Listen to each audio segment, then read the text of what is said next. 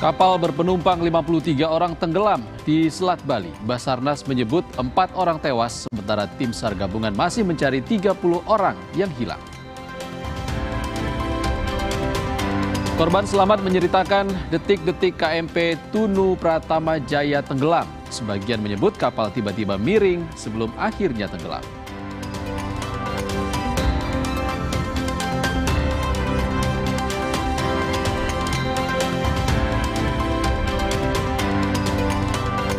Sekjen PDI Perjuangan Hasto Kristianto dituntut pidana 7 tahun penjara dan denda 600 juta rupiah dalam kasus Harun Masiku.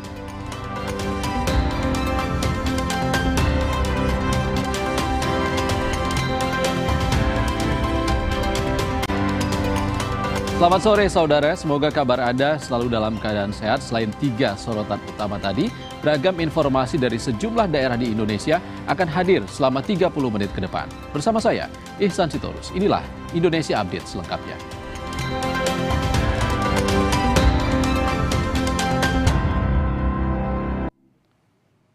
Kita ke informasi pertama. Badan SAR Nasional mencatat hingga Kamis siang ada 4 orang meninggal dunia dan 30 lainnya masih dicari terkait insiden tenggelamnya KMP Tunu Pratama Jaya di Selat Bali.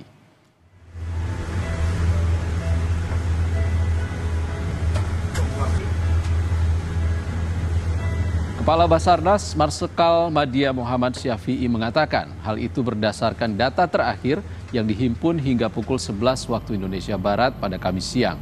Tim gabungan terus melakukan proses identifikasi terhadap para korban. 31 orang selamat, 4 meninggal dunia dan 30 lainnya masih dicari. Tim KMP Tunu Pratama Jaya yang berangkat pada Rabu pukul 22.56 waktu Indonesia Barat, kapal tenggelam sekitar 25 menit setelah lepas jangkar.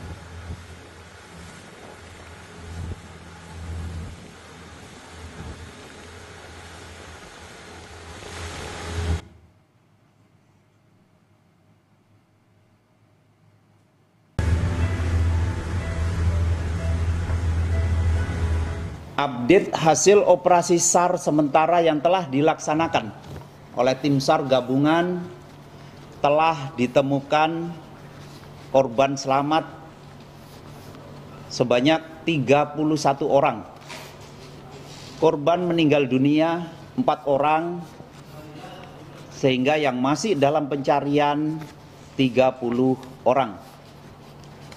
Saat ini identitas para korban masih dalam proses pendataan dan verifikasi oleh tim di lapangan yang bekerja sama dengan pihak DFI, Polri, Sah Bandar, dan instansi terkait. Sementara Rumah Sakit Umum Negara Jembrana Bali menerima 6 korban tenggelamnya KMP Tunu Pratama Jaya. 2 korban selamat dan 4 lainnya meninggal. 2 dari 4 korban tewas telah diketahui identitasnya. Sementara 2 korban yang selamat sudah dipulangkan. Jadi sampai hari ini, siang ini, kami di Rumah Sakit Umum Negara menerima 2 korban selamat yang memerlukan perawatan di rumah sakit. Sudah kita lakukan perawatan, itu 2 laki-laki, dan saat ini kondisi korban yang selamat sangat baik dan sudah dikembalikan ke pos Gilimanuk. Barusan sudah dievakuasi ke sana karena kondisi sudah baik-baik saja. Kemudian sampai siang ini juga kami menerima 4 jenazah korban kapal tenggelam, di mana 2 laki-laki dan 2 perempuan sudah dilakukan pemeriksaan visum luar untuk identifikasi. Korban selamat ditampung di posko kantor PT ASDP Gilimanuk. Sementara korban meninggal dibawa ke kamar jenazah RSUD Negara untuk diidentifikasi. Korban selamat bercerita saat kejadian kapal tiba-tiba saja miring dan dalam hitungan detik langsung terbalik. Beberapa korban selamat mengaku nekat berenang walau situasi sudah gelap hingga ke perairan di Melaya, Kabupaten Jembrana, Bali. Berapa waktu itu lama? Saya pas baru bangun tidur semenit kayak saya langsung hampir saya nggak mau selamat kayak. Langsung ambil pelampung atau langsung loncat? Iya, saya ambil jaket, saya pegang, nggak sempet saya pakai dulu, saya pegang kompak, baru saya pakai di air. Cari lagi pelampung yang ini, takutnya tenggelam kan, cari ladi. Di situ saya nyamperin gerombolan orang. Melihat ada levrap, saya tarik bawa ke levrap. Itu aja sih. Ya tiba-tiba kapalnya miring, terus saya itu naik ke atas, terus miring terus saya loncat, ketemu pelampung itu langsung saya rangkul ya. Waktu dari kapal miring sampai ke atas sampai kapal tenggelam itu cepat atau? Cepat. Hah? Cepat ya? Langsung. Terus saya berenang dah sampai ke mana itu? Ke Tambak. Sampai di Melayu. Sejak Kamis pagi, keluarga korban terus berdatangan ke posko penanganan korban di area Pelabuhan Ketapang, Banyuwangi, Jawa Timur. Sebagian keluarga menangis histeris setelah mengetahui anggota keluarga mereka masuk dalam daftar penumpang kapal yang tenggelam. Namun ada pula yang bernapas lega, anggota keluarga mereka selamat dari tragedi kapal tenggelam. Salah seorang keluarga korban selamat mengaku telah melakukan video call dan memastikan anggota keluarganya yang bekerja sebagai kru kapal dalam kondisi sehat.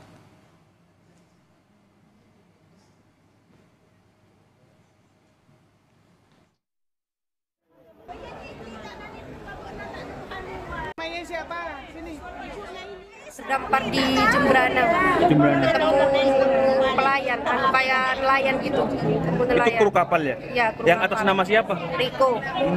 Terakhir kontak kapan? Jam 8 masih bikin status, jam 8 malam. Jam 8 malam. Kondisi gimana sekarang? Sehat. Sehat ya? Sehat. Ya. Oke. Sehat, sudah bisa video call. Udah video call dipastikan ya? Jangan kemana-mana dulu saudara, usai jeda kami akan kembali dengan laporan langsung terkini terkait tenggelamnya KMP Tunu Pratama Jaya dari Banyuwangi, Jawa Timur dan Jembrana, Bali. Tetaplah bersama kami di Indonesia Update.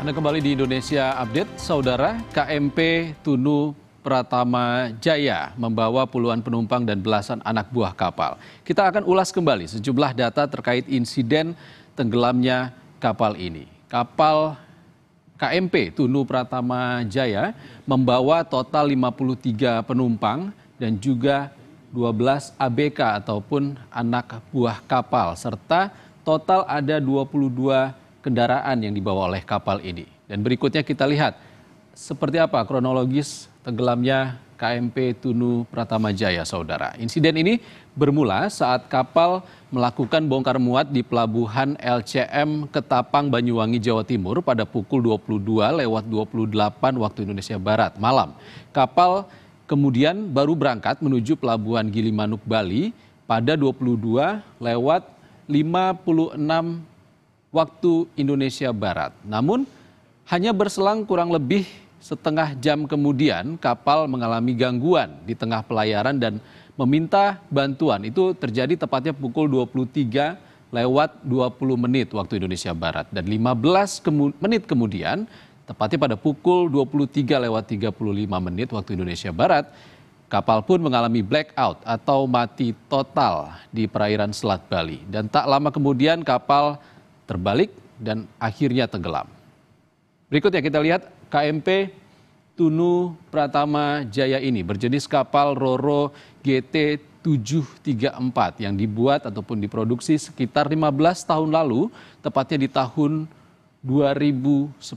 Kapal ini, saudara, memiliki panjang 63,3 meter dan juga lebar 12 meter dan draft sepanjang 2,5 meter. Draft itu adalah titik dari lunas ataupun titik terendah dari kapal dan dihitung secara vertikal pada titik air yang mengenai kapal. Dan saudara, kapal ini dapat melaju dengan rata-rata kecepatan pada 4,3 knot, namun dapat mencapai kecepatan maksimal di 7,1 knot. Saudara, proses pencarian terhadap 30 korban tenggelamnya KMP Tunu Pratama Jaya terus dilakukan. Kita akan perbarui informasinya bersama jurnalis Kompas TV, Hernawan Mustika di Pelabuhan Ketapang, Banyuwangi. Hernawan, kabarnya ada penambahan jumlah korban meninggal yang berhasil dievakuasi. Apa ini benar? Ya, selamat sore Iksan dan juga saudara. Bisa kami laporkan dari ASDP Ketapang, Banyuwangi. Saat ini korban meninggal dunia bertambah 5 orang yang sebelumnya diberitakan dan didata ada 4 orang. Sementara yang ditemukan masih dalam catatan 31 orang. Sementara juga kami laporkan juga bahwa saat ini kondisi cuaca antara Pelabuhan Ketapang hingga Gilimanuk berangsur kembali normal meskipun masih terjadi angin kencang dan gelombang tinggi. Seperti itu. Hernawan, kalau sebelumnya disebutkan ada 30 orang yang hilang dengan bertambahnya 1 korban meninggal ini, artinya masih ada 29 korban hilang lagi yang harus dicari. Seperti apa proses pencarian di sana? Dapat kami laporkan juga tim Basarnas gabungan saat ini melakukan proses pencarian di sejumlah titik yang belum bisa kami rinci karena memang kondisi petugas sudah berada di tengah lapangan, di tengah laut dan juga. Jadi proses pencarian terus dilakukan untuk menemukan para korban yang belum ditemukan. Seperti itu bisa. Apa yang menjadi tantangan para petugas di sana? Dari pantauan kami yang menjadi tantangan yakni adanya gelombang tinggi yang disertai angin kencang karena memang diketahui Selat Bali antara Ketapang menuju Gilimanuk ini memang dikenal dengan adanya angin kencang serta gelombang yang tinggi yang bisa membahayakan keselamatan perahu atau kapal yang melintas. Oke, Hernawan, apa ada upaya untuk perluasan titik pencarian di Selat Bali? Ya, untuk titik pencarian terus dilakukan oleh petugas gabungan yang kami ketahui perluasan masih terus dilakukan, tetapi juga melihat kondisi cuaca yang terjadi saat ini. Baik, bagaimana dengan keluarga korban, Hernawan? Apakah masih banyak yang menunggu di pos?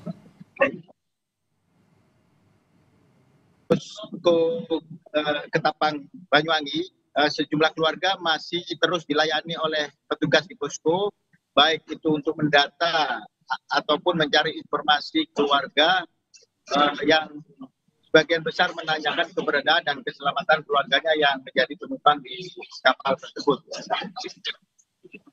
Oke, terima kasih Hernawan Mustika. Korban meninggal KMP Tunu Pratama Jaya dipastikan bertambah menjadi 5 orang pada saat ini. Terima kasih Hernawan Mustika melaporkan langsung dari Banyuwangi, Jawa Timur. Terima kasih Hernawan. Kita ke sorotan lain, saudara.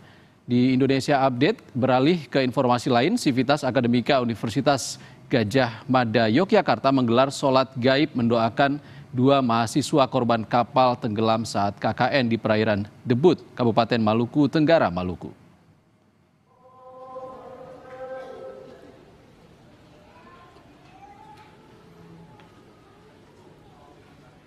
Sholat gaib untuk mendoakan jenazah Septian Eka Rahmadi dan Bagus Adi Prayogo, 2 mahasiswa peserta kuliah kerja nyata yang tewas di perairan Debut, Provinsi Maluku. Sholat digelar serentak di sejumlah musola fakultas dan masjid kampus Universitas Gadjah Mada. Sholat gaib diikuti ratusan orang, mulai dari mahasiswa, dosen, hingga karyawan universitas dan masyarakat umum.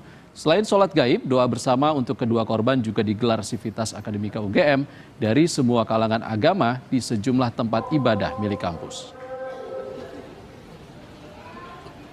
Pelaksanaan sholat gaib ini sebagai wujud keprihatinan kami sebagai Civitas UGM atas musibah yang dialami oleh anak-anak kami, adik-adik kami di lokasi KKN di Maluku Tenggara.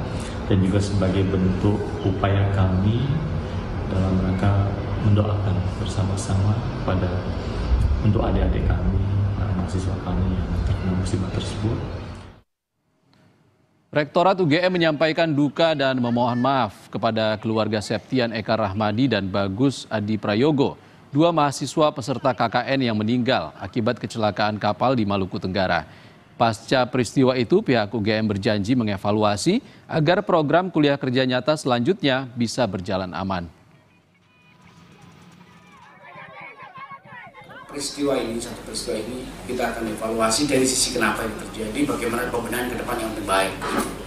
Dan kami terbuka atas input, terbuka atas catatan, karena bagaimanapun kita mencintai prinsip kemanusiaan itu. Dan atas dasar itu ya tentu kita akan terus benahi beberapa aspek safety itu. Selama ini sudah kita lakukan, tetapi peristiwa-peristiwa ini tentu harus menjadi catatan tambahan ulang untuk bisa membekali mereka lebih baik. Saya kira itu. Tetaplah di Indonesia Update. Usai jeda kami kembali dengan kabar dari Sekjen PDI Perjuangan Hasto Kristianto yang dituntut pidana 7 tahun penjara dan denda 600 juta rupiah dalam kasus Harun Masiku.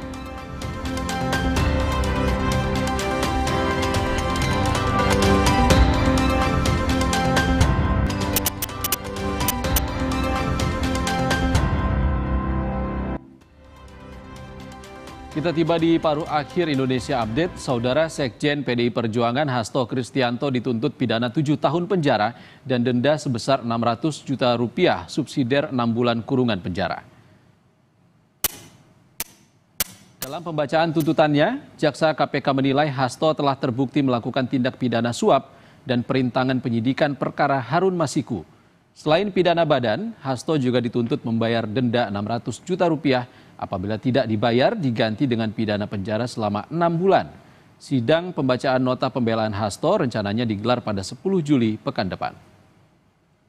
Menjatuhkan pidana terhadap terdakwa Hasto Kristianto dengan pidana penjara selama 7 tahun dan pidana denda sebesar 600 juta rupiah subsidiar pidana kurungan pengganti selama 6 bulan.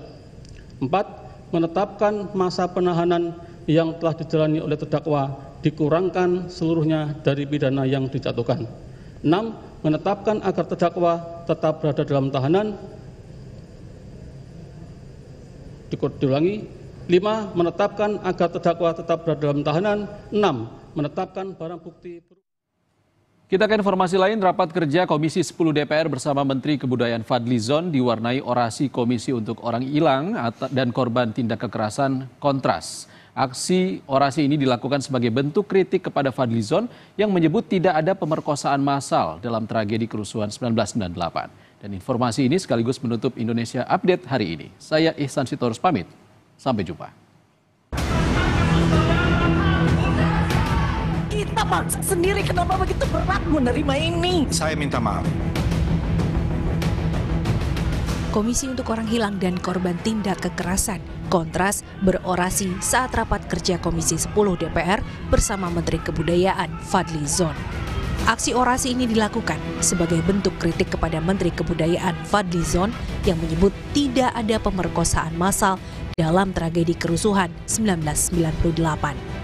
Kontras menuntut Fadlizon meminta maaf kepada publik dan menolak penulisan sejarah ulang yang saat ini sedang dikaji oleh Kementerian Kebudayaan.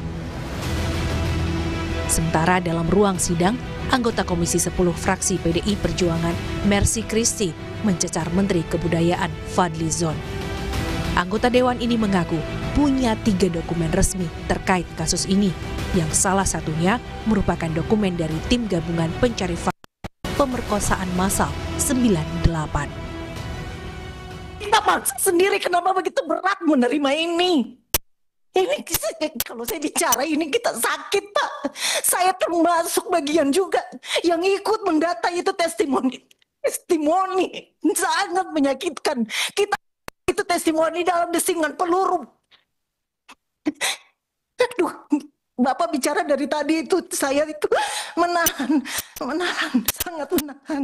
Dan bukan cuma kasus kekerasan 98. Bapak bilang TSM, Bapak bilang tidak terima yang massal. Pak, Kebetulan sebagian besar itu satu etnis. Ini kita tidak ingin membuka sejarah kelam itu. Satu etnis. Kalau dia sporadik, bisa siapa saja. Satu etnis. Banyak cerita, Pak. Satu kasus saja sudah banyak. Lebih dari satu Saya kasus sependapat. itu. Duh, Kalau masih menanyakan iya, dan Mas. sebentar dulu. Korbannya 52. Ungkapan kesedihan anggota parlemen ini pun direspon permintaan maaf dari Menteri Kebudayaan Fadly Zon. Kalau saya minta maaf, kalau ini terkait dengan insensitivitas dianggap insensitif. Tapi saya sekali lagi dalam posisi yang mengutuk dan mengecam itu juga. Dan ini tidak ada hubungan dengan kasus-kasus yang lain ya. Cuma secara spesifik tadi, kalau ada sedikit perbedaan pendapat terkait dengan diksi itu, yang menurut saya itu pendapat pribadi ya, yang mungkin kita bisa dokumentasikan secara lebih teliti lagi ke depan. Ini adalah hal-hal yang mungkin bagian dari ya perbedaan-perbedaan dapat kita lebih akurat lagi ke depan untuk mendatanya. Presiden ketiga B.J. Habibie dalam pidato pertamanya di sidang Parlemen Umum MPR 16 Agustus 1998 mengakui rangkaian kasus kekerasan dan pemerkosaan massal terhadap perempuan selama kerusuhan Mei 1998. Tim Liputan Kompas TV.